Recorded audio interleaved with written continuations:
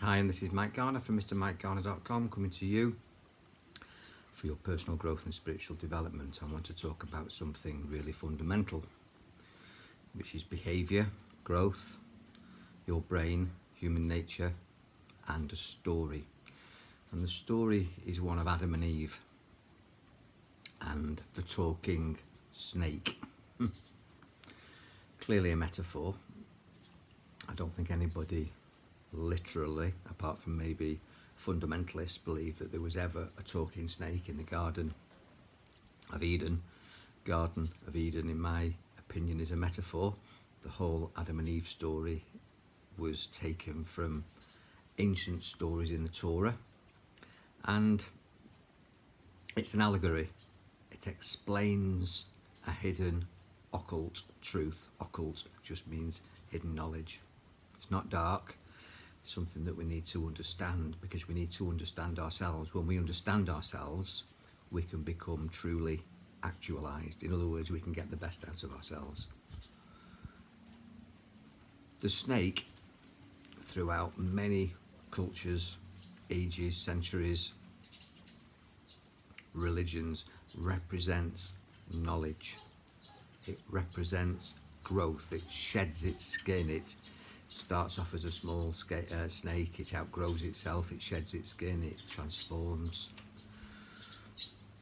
In other cultures, they use the fish as a representation, flowing up the stream and reaching the source of the river. In other cultures, they'll talk about the phoenix rising from the ashes. There's plenty of stories of growth, allegories, metaphors.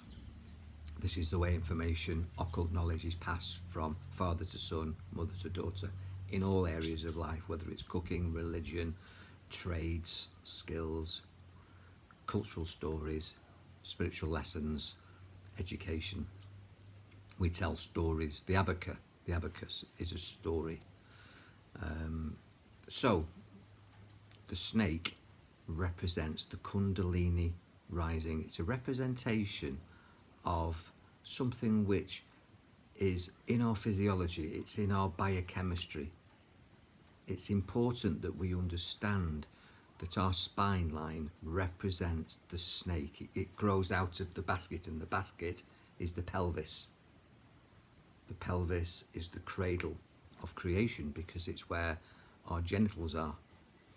A male phallus meets a female receptacle, the penis and the vagina, and there's a union, and there's a creation, and that takes place in the genitals. Gen, the first three letters of genitals, is the same as Gen, the first three letters in Genesis, Gen, the first three letters in genetics, and gender, Gen, and generating energy and being generous. These Gen words creators, and we've got to understand that we are the creator. We are the gods, male, and the goddesses, female, the yin and the yang, the phallus, the penis, and the vagina. This is oneness. This is the symbol of the yin and the yang. It's the white and the black, the yes and the no, the up and the down. And to deny this, we're denying our true self, what we actually are. Now, within any man, there's male and female. Energetically, the front line of the body, the conceptor, is female, the spine line is governor, it's male. And it meets between the testicles and the anus. And on a woman, in exactly the same place, as what's called the pubicoccus opening. It's the meeting point of male and female. And if you clench and tension that, you can generate lots of Kundalini energy, and that's another subject. So the snake rises from the basket of this erogenous area. It creates a cosmic orgasm as the energy moves through the chakras, up the spine, in a snake-like fashion, and it explodes at the top of the head. Now the problem is that in the brain, we have what's called the R complex. We have a reptilian brain. Now, I'm not making this up, Google it, R complex. We have a hypothalamus, which is the brain of the brain, and then we have reptilian DNA.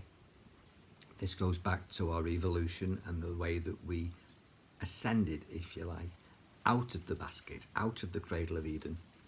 And the biblical story is telling you not to eat the fruit, not to understand the knowledge. Religion has been manipulated to control us, to tell us that we can only listen to a pope or a priest or a rabbi or a shaman. We are the shaman, we are the Buddha, we are the Christ, we are the gods and goddesses. And we've got to allow our energy to ascend through tantric practices, kundalini rising, understanding our true nature, embracing our mind, our soul, our body, our emotions, enjoying the pleasures of our bodies and the pleasures that are in the world, this 5-dimensional playground and classroom that is the planet, because we've been blessed in these bodies with touch, taste, sight, sound and smell, and we should enjoy everything that we taste, everything that we see, everything that we hear, everything that we smell. All our senses should be a cosmic explosion, and our senses should be alive. We should be vibrant and energetic, but we're not. Our reptilian brain is still keeping us on the floor, slithering round, scratching round, looking for scraps. I've said many times before that I believe that we are eagles. My spirit guide, my spirit animal is an eagle. But so many of us behave like chickens with our heads down, clucking, moaning, not even flying even though we have wings. We've got to embrace our eagle side. We've got to rise up like the phoenix from the ashes and not scratch around like a snake. We've got to seek the knowledge. We've got to eat the apple, eat from the fruit of knowledge. And when we do, we realise our true potential, our full potential. We awaken as the phoenix rising from the ashes, as the koi rising and heading to the stream of energy. When we do, we are amazing. We get all the gifts of the Spirit, everything that you've read in spiritual books that the mystics can do, that Jesus did, all the miracles. We can create those miracles. We can have the perception and the reality of our dreams. But if we're slithering around like a snake, which they call Naga, the snake, then the snake becomes Satan, the devil. It defeats us. It keeps us in our low energy form. It denies us our growth, our transformation, our enlightenment, our awakening, our powers, our miracles. And people who are confined to being the snake live confined lives. Your reptilian side creates boundaries. Your reptilian side makes you left-brained male in fight, flight or freeze. A snake will strike out of fear. It will hide away, coiled up, out of fear. It's limited, it's powerful, it has power, it has beauty, it has grace, but it's in fear all the time. Excuse me, this flies here, it's summer, it's hot, this flies, it's Thailand. And ultimately, if you become snake-like, if you become hidden, limited, and just attack at things as and when you feel vulnerable, then there's no phoenix, there's no beautiful strong eagle in that. And ultimately, somebody who has ill health, they've created boundaries which affects their physical form. It's called Nagadosha. And Nagadosha is a snake person. Who do you know, wherever you're viewing this, that's a snake person? They have poor skin, maybe psoriasis, eczema, no fault of their own. They're rigid and they strike and they have an evil tongue, a snake-like tongue, or they talk with a forked tongue. In other words, they're two-faced, there's two sides to them.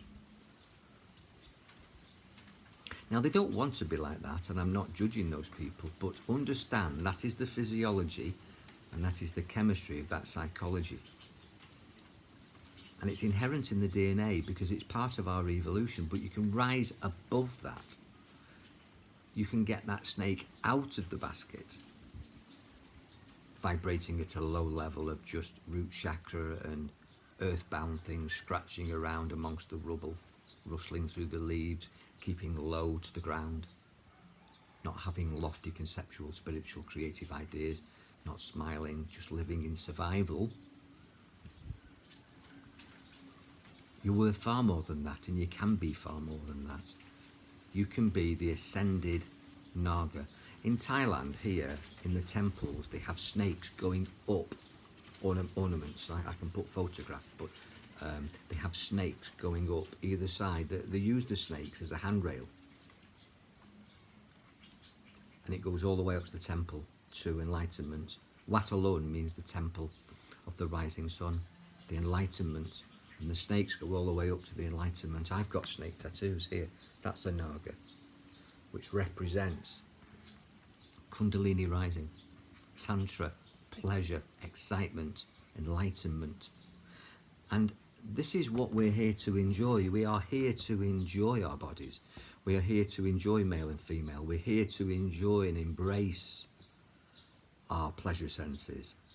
The world is a classroom, but it's also a playground. When was the last time you played? When was the last time you had a really good laugh? Watch children splashing in puddles and falling over, crying, and then immediately getting up and enjoying an ice cream. They live in the moment. They are fresh. The minute we start to introduce fear into our life, fear, lack, loss, limitation, we embrace our Naga side, which is still in the basket. We've got to come out of the basket. We've got to rise up. And we have a chakra system. I teach the chakra system. I teach Kundalini rising. I teach energy ascension, creativity, and freedom of the mind. But you can learn this from many masters and read books and watch YouTube, attend groups and circles and gatherings. But don't join a group that's another prison belief system. Because a lot of these prison religions limit you. They tell you that you need this person, you need to worship that God, you need to go through this man, this woman, there's rules, there's dogma, there's regulations, there's rituals. Some rituals are good, but all rituals should give you freedom and liberation and power. And they should be done by you, for you. They shouldn't be done by you for somebody else's benefit. And then when you are fully, truly realised, when you are actualised, when you are the risen snake, fully out of your basket, when you are the realisation of the phoenix rising, then you can go and help the world and save the world. But save yourself first. If you've got a rubbish marriage, work on yourself. If you're not happy in your job, work on yourself. If you feel frustrated, annoyed by everything else, the problem is you. Take responsibility. Because you're looking at it like a snake and you're lashing out. And it's an ugly place to be, where you blame everybody else. I was told by my parents that when you point the finger at somebody else, there's 3 fingers pointing back at you. Work on yourself. Get yourself out the basket. Rise like the phoenix. Become the cobra risen out of the basket. And the cobra, the neck, is represented by spiritual artists as the sun. The neck, the sun. Become the sun, which is the metaphor, the allegory in the Bible also, like Adam and Eve, of the sun on the cross. Jesus on the cross. It's just a metaphor. It's the sun rising. Be the rising sun. If you are the rising sun, full of energy, with a big bright smile, radiating warmth and energy and positivity, you'll have a wonderful life. And the thing is, there's a wonderful affirmation which I'll finish with, which is, if it's to be, it's up to me. I realise that it's my responsibility to understand my true nature. My parents did the best. My teachers knew nothing. They're doing the best. In my opinion, priests, vicars, rabbis, they're doing the best. But they're trying to get you into a dogma, a system like politics is a system, world government is a system.